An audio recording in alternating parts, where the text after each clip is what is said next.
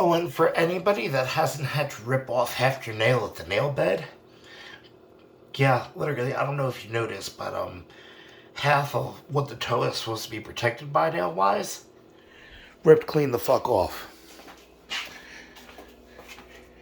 You know, hidden meaning and hidden use. Never thought that, having the neuropathy factor would end up going ahead and serving one good purpose, but only one. And that was the factor of it actually nullifying a bit of the pain of having to rip off what was left of the nail.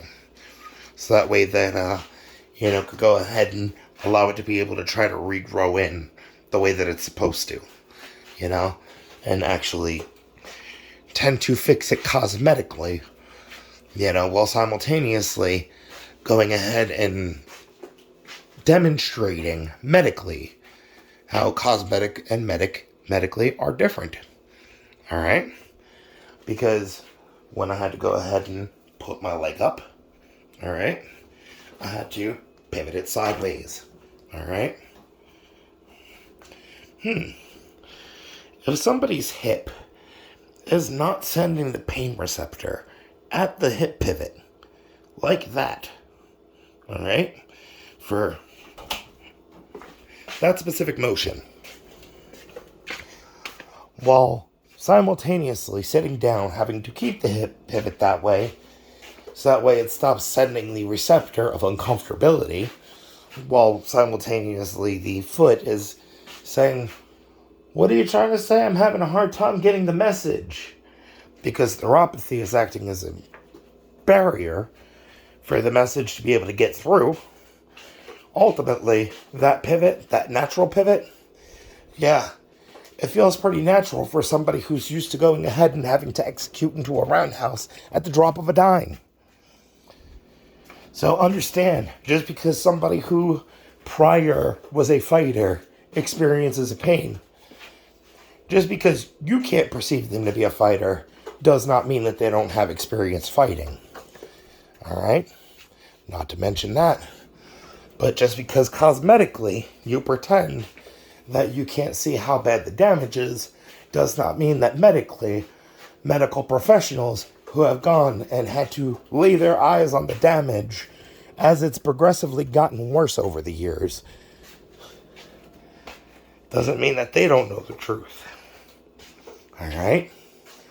So ultimately, the factor that disability to try to put in a claims that only medical records provided by lawyers can actually be submitted in order to be able to establish the claim, the time frame, it's absolutely absurd. All right? Because it also, what needs to be established is that on the medical professional or the medical institution's level, that they provided adequate and expedient care to attempts to mitigate the harm in order to be able to live up to honoring their Hippocratic oath. All right? So the documentation of every hospital that I've ever gone to, the documentation of every legal body that ends up being the determining body. Yeah, the factor of everybody having to openly, on a matter of public record, having to handle this situation, while people that try to deny liability will be exposed for the factor of how long they attempted to prolong my suffering. Because understand at this point, I have to accept that this divorce right here, this is the divorce that pains me. Because I am acknowledging that my limb, little by little, with the deterioration of my health, is severing ties with the rest of the entirety of my anatomy. All right? Unless you understand that suffering, I don't want to hear your commentation on that suffering. And the funniest part is, if everyone that goes and questions when it comes down to Obviously the soft spot that I have for other people within the disabled community, and we're talking transparently. Here's an explanation. Ultimately, if I go ahead and reach out to amputees for grief counseling, because of the factor that I am watching my limb, slowly but little say, it's not you, it's me. It is the worst slow burn of a breakup ever. And to know there is no reconciliation. It ain't a puzzle piece. It can't pop back into place. Understand. It's because they understand the pain that I'm dealing with, while simultaneously, I'm pretty sure they could understand the empathy that I extend of the factor that I wish that the procedure that allowed me to preserve my leg being intact as long as it has, well, this has been a Band-Aid solution, could understand why there's a part of me that feels so bad and wishes that the procedure that ended up being created that actually helped preserve my leg, that it would have been accessible to them before the severing of the limb. Anybody who's experienced a lower quality of life doesn't wish a lower quality of life on people. They just don't always have the capability of being able to offer a better quality of life. But they can try to do what they can to be able to find you the resources to be able to track down what the answers to the questions are. Oh, and another factor too. Stop infantilizing people with emotional and psychological disabilities. Just because you view them as a child does not mean that they are a child. Perfect example.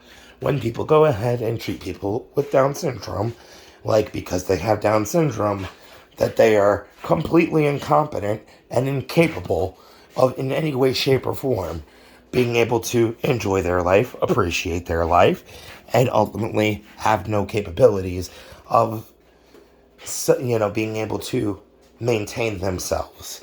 Because the hilarious part is, a lot of people will go ahead and talk to somebody with Down syndrome that's around my age. By the way, ADHD, everyone finds me annoying. I've been compared to, Sneezer from Tiny Toon Adventures, just babble on, and then gone. But ultimately, if you go ahead and you treat them like they're a child, and, basically mentally, just belittle them because you perceive yourself to be bigger than them, literally don't. Understand that by definition, by my interpretation of the definition, makes you a shitty person, alright? If I see somebody with Down syndrome around my age, I'm not going to go ahead and be like, so, what toys do you like to play with and everything? No, I'm going to be like, hey, what's up? Start talking to them. Find out what they're into. Find out what they do.